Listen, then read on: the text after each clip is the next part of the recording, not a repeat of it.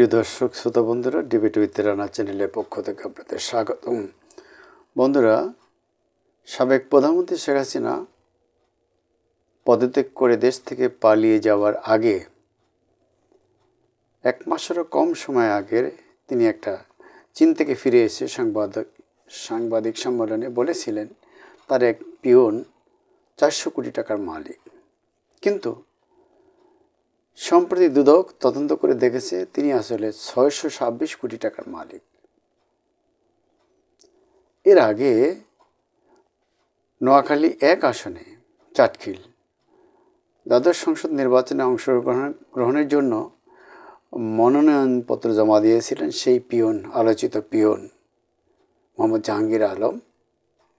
তখন তিনি তার হলফনামায় 21 কোটি টাকার সম্পদের দাবি করেছিলেন, কিন্তু দুদক বলছে তার সম্পত্তির পরিমাণ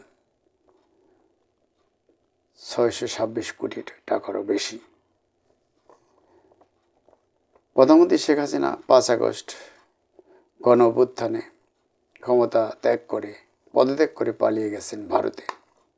তার আগে 21 জুলাই তিনি চীন থেকে ফেরত এসে এক সংবাদ সম্মেলনে বলেছিলেন আমার পিয়ন সেও 400 কোটি টাকার মালিক। এই পিয়নের নাম হলো জাহাঙ্গীর আলম। এই জাহাঙ্গীর আলম এবং তার স্ত্রী কামরুন নাহারের নামে পৃথক 2টি মামলা দায়ের করেছে দুর্নীতি দমন কমিশন। দুর্নীতি দমন আসলে তদন্ত করে এটা বের করেছে। অভিযোগে বলা হয় 18 কোটি টাকার বেশি জ্ঞাত আয়বহির্ভূত সম্পদ অর্জন এবং 8টি ব্যাংকের 23টি হিসাবে অ্যাকাউন্টে 626 কোটি অধিক টাকা জমা ও উত্তোলন করেছেন জাহাঙ্গীর আলম। দুদকের দৃষ্টিতে এটা অস্বাভাবিক ও সন্দেহজনক। অন্য একটি মামলায় আসামি করা হয়েছে তার স্ত্রী কামরুন নাহারকে।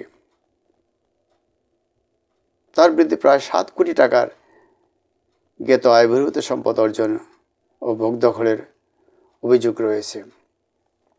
আইনের দৃষ্টিতে এগুলো গুরুতর অপরাধ, কারণ এটা জ্ঞাত আয় বহির্ভূত দুদকের ভাষায়। গত 24 জুলাই প্রধানমন্ত্রী খুব গর্ব করেই বলেছিলেন আমার পিয়ন 400 কোটি টাকার মালিক, তিনি হেলিকপ্টারে ছাড়া চলেন না। আসলে সাবেক পিয়ন, আর এই প্রধানমন্ত্রী এখন সাবেক। এই প্রধানমন্ত্রীর বক্তব্যের পরেই আলোচনায় আসেন জাহাঙ্গীর আলম। অভিযোগ রাজধানীর মিরপুরে বেশ কয়েকটি ফ্ল্যাট তার নামে।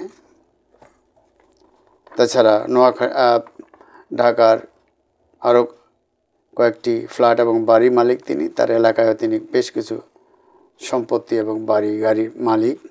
এই পিয়ন জাহাঙ্গীর আলম নিয়োগ, বাণিজ্য, বদলি, টেন্ডারবাজি, চাঁদাবাজি, নানা তদবির করে বিপুল অঙ্কের টাকার মালিক হয়েছেন। নোয়াখালীর চাটখিল উপজেলার নাহারখিল গ্রামের রহমতুল্লাহর কেরানির ছেলে জাহাঙ্গীর আলম শেখ হাসিনার ব্যক্তিগত সহকারী বা পিয়ন ছিলেন। এর আগে তিনি অর্থাৎ প্রধানমন্ত্রী শেখ হাসিনার ব্যক্তিগত সহকারী বা পিয়ন হওয়ার আগে তিনি জাতীয় সংসদে দৈনিক মজুরির ভিত্তিতে চাকরি করতেন। একজন পিয়ন 400 কোটি টাকা থেকে এখন জানা যাচ্ছে 600 কোটি টাকা, হয়তো দুদকের ফাইনাল তদন্তে তার আরও সম্পত্তির কথা বেরিয়ে আসবে। এটা কেবল একজন পিয়ন, একজন দারোয়ান, একজন ড্রাইভার, একজন সহকারী বা একজন শেখ হাসিনার সমর্থকের নয়।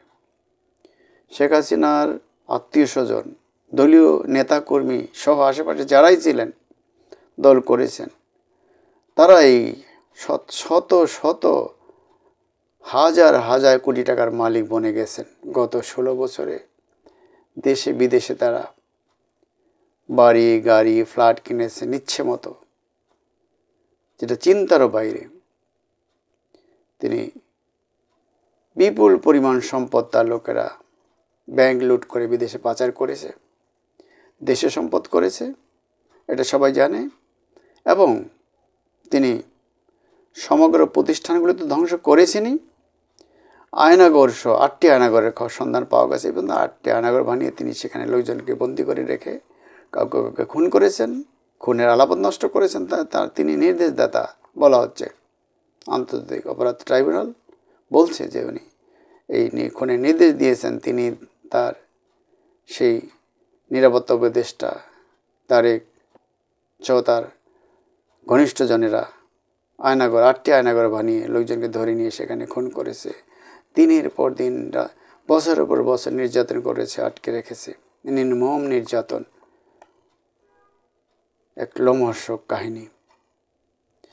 তো এই জাহাঙ্গীর আলম আসলে একা নয়, সারা দেশেই আওয়ামী লীগ আমলে এই জাহাঙ্গীর আলমরা তৈরি হয়েছে, অনেক অর্থবিত্তের মালিক হয়েছে এবং সে নোয়াখালী এক আসন থেকে জাতীয় সংসদের একজন পিওন, সে জাতীয় সংসদে নির্বাচন করারও সাহস দেখিয়েছে, মনোনয়নপত্র জমা দিয়েছিল।